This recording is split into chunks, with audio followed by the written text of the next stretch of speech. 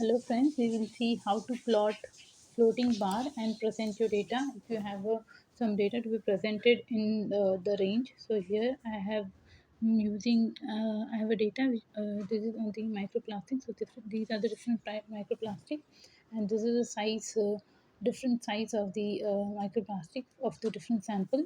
So I have taken 11 sample, and this is the lowest and the highest range of each type of microplastic.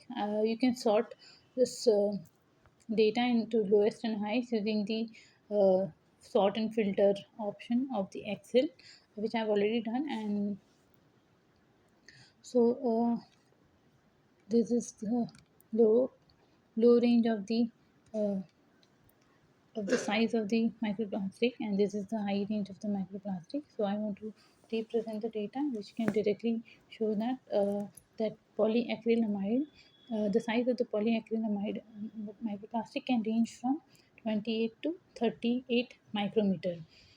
So we will plot this graph using Origin Pro. So this when you open the Origin software, a workbook is appear. So if there is no workbook, you can also open a new workbook using this icon. So I will go to the Excel. I will select this uh, data for x-axis and paste it on the first column, which is also here you can see it is mentioned that it is x, so it is x-axis data, and the rest is y-axis data. So I will select the lower range and copy it and paste it to the this area. And for another, I want another column, so I can add the column using this option, add new column. I'll click here. So another column of y-axis will appear. I will copy the highest range and paste it here.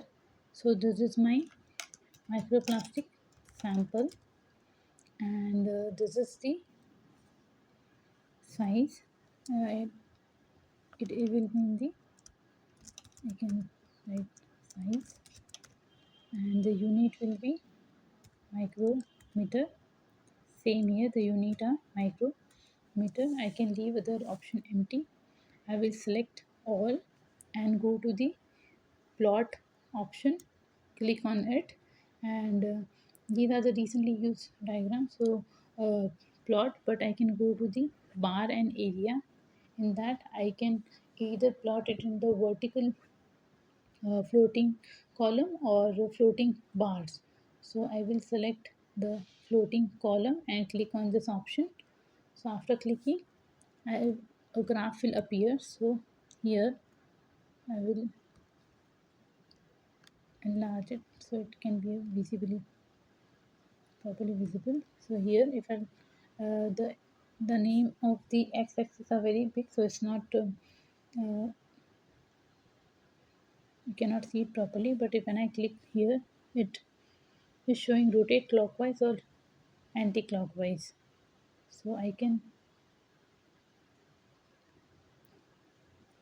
rotate the sample, name of the sample. Then if I click here, I can reduce the size so it can accommodate the name of the sample. I can shift it here, and this is the size of each type of microplastics. So here this graph very well represent the data that